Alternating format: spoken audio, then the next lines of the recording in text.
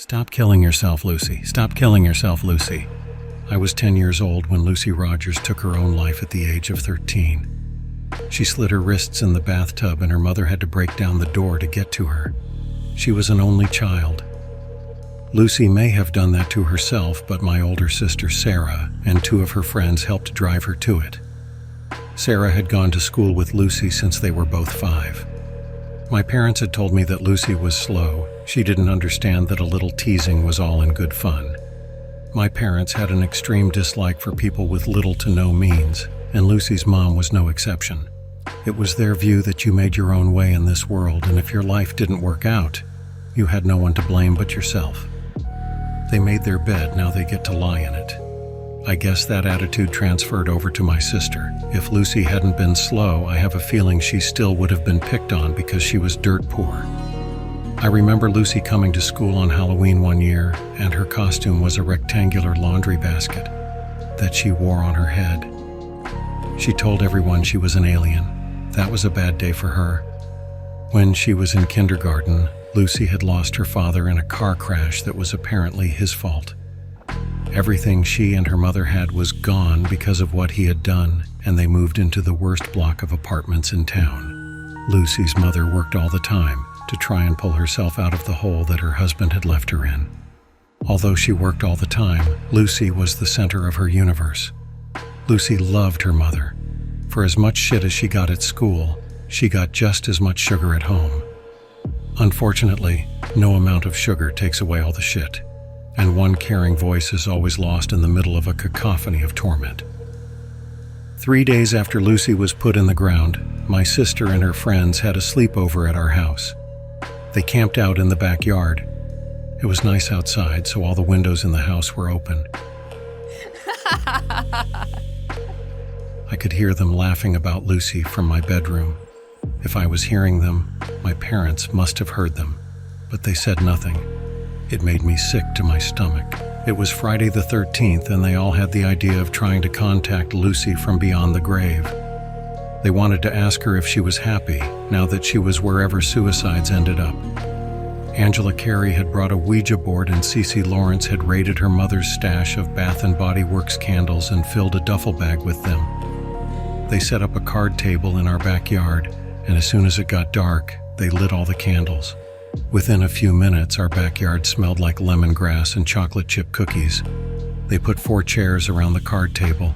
My sister brought out a few things from our basement, and I watched the 3 of them from my window on the 2nd floor. I watched them make a life-sized dummy. They used an old ratty nightgown from my mother and some newspapers for stuffing the body. My sister placed a laceless pair of work boots under the nightgown to look like feet, and a pair of black leather driving gloves for her hands. They used a paper grocery bag topped with some red yarn for hair as a head. Finally, my sister had copied off a picture of Lucy's face onto a sheet of paper and taped it to the bag. Lucy was smiling. They started a seance. I watched them from my bedroom window. They joined hands and fiddled with the Ouija board and asked Lucy's spirit to come into the dummy. They acted as if the whole thing had worked, and then they began to taunt the dummy. It was disgusting. "Stop killing yourself, Lucy. Stop killing yourself, Lucy." They made the dummy motion as if it was slitting its own wrists. "Do you guys think she went to hell? Anybody can go to hell. You're so bad." It went on and on. They held hands again and asked Lucy to say something. They were quiet for a moment, and then again they asked her to say something. There was nothing. "Come on, you moron, say something." The doorbell rang. The girls heard it from outside, and I watched them slowly get to their feet. Their mouths hung open, and their eyes were full of fear. I walked downstairs to the front room, and Lucy's mother was talking to my parents, asking them for my sister to apologize. She was drunk. My parents were as kind as people like them knew how to be. "Lizzie, I think you need to go and sleep it off." "No, please, I'm giving them a chance, don't you see? They know what they did, and I'm giving them a chance to own up to it. I'm giving them a chance to apologize. My daughter has nothing to apologize for." There was venom in my mother's voice. "You saw what they did, didn't you? Everyone knows exactly what they did to her. They've done it for years. I think you're drunk and you need to get the fuck off of our porch right now, or we're calling the police." As my father shut the door in the crying woman's face, my mother told her to go get hammered somewhere else. My sister and her friends had seen some of it, and after Lucy's mom left, they ran to the window and stared after her while they smiled. My parents asked them to quit staring and go back outside. They didn't listen. They just stared as the sobbing woman wobbled down the street. "We conjured the wrong bitch, ladies," my sister said. All her friends laughed, and I watched them get up and go back outside, whispering to each other the whole way. I heard my parents later that night complaining about how Lucy's mother had no one to blame but her own daughter. I heard them say that a woman who drank like that was probably just going to raise another drunk anyway. It's a hard thing for a 10-year-old girl, knowing your family are horrible people. Before I went to bed, I looked back out of my window. My sister and her friends were in sleeping bags positioned around my parents' fire pit. The fire was burning bright, and I could see their smiles as they laughed and joked. Just a few feet away from them was the card table and 4 chairs. All the candles were still burning. The dummy was still sitting there, facing toward the fire pit. They kept me up for a while with all of their chattering until I finally fell asleep in spite of it. In the middle of the night, I woke up to the sound of a thump and then another. I got up to pee, and when I walked back into my room, I took a look out of my window. The fire was almost gone, but the candles were still burning. The 3 girls were still lying around the fire, finally silent. I laid back down and closed my eyes. The wind had picked up outside, and it was bringing the smell of the dying fire into my room, along with the smell of chocolate chip cookies and something else, something rotten.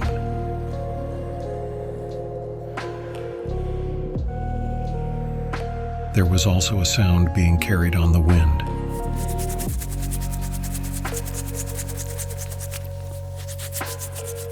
The sound of scratching. I tilted my head on my pillow and listened.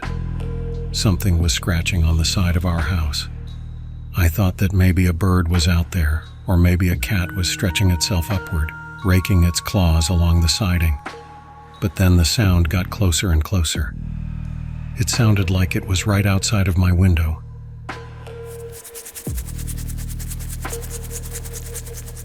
There was another sound that accompanied the scratching.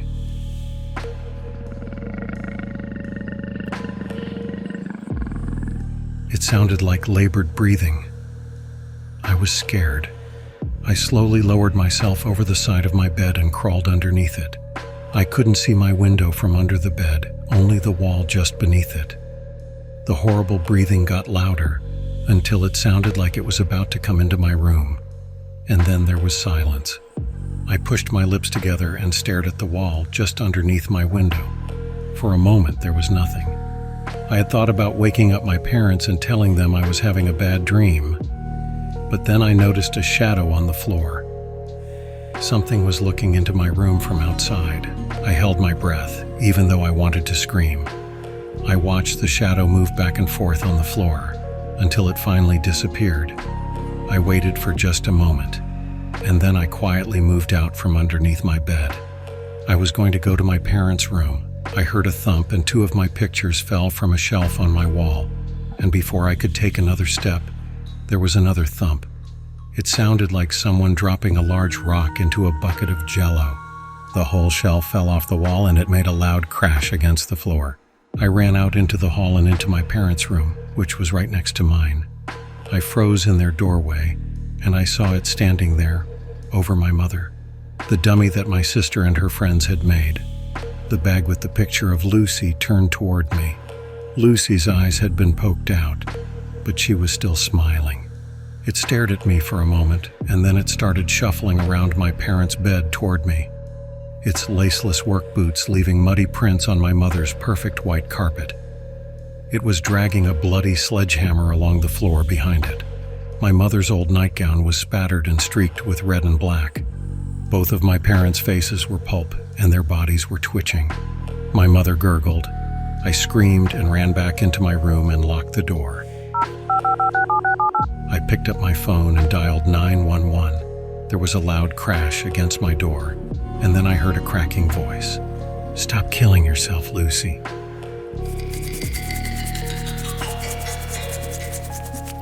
Another loud crash, and the head of the sledgehammer busted through my door. As the dummy tried to pull it back out, blood trickled off of the sledgehammer and spattered down on the carpet. Stop killing yourself, Lucy. I ran to my window and lowered myself down outside from the windowsill while I heard the door finally give way with one more hit. I could hear the ragged breathing getting closer. I took a breath and let go, and I hit the lawn and heard something pop in one of my ankles. I got to my feet and looked up. The dummy was looking down at me, and then it began to lower itself out of the window. I started screaming and limped my way to the side gate. As I went by, I could see in the fading light of the fire that my sister and all of her friends were in their sleeping bags with their faces caved in. I ran as fast as my ankle would let me, screaming all the way. I made it around to the side gate and let myself out. I could hear the sledgehammer dragging along the brick patio. Stop killing yourself, Lucy. I ran 2 houses down to a neighbor and they let me inside. They said they were going to check on my parents, but I begged them to stay with me and just call the police. The police were at the home within 10 minutes, and my screaming had woken up the entire neighborhood. Everyone was out in the street wondering what was going on, but no one wanted to go anywhere near my house. Of course, the police found the bodies, but they hadn't found the killer. The dummy was still sitting in the chair. There was nothing alive about it at all. The sledgehammer was never found. When they asked me to tell them what I had seen, I told them everything. I told them about the dummy, but they didn't believe me. I told them that maybe it was Lucy's mom dressed up as the dummy. I told them that she had been at our house earlier. I told them how my parents had treated her. I told them that my sister and her friends had made Lucy do the bad thing to herself. It had to have been Lucy's mom. The detective told me that was not possible. I found out later that Lucy's mother had been drunk and stumbled into traffic 6 hours before, just after she had left our home. She had been struck by a car and died at the scene. It's been 20 years since then. I never got any answers about who killed my family. Some nights I swear I can still hear that voice and the sounds of scratching on the side of my house.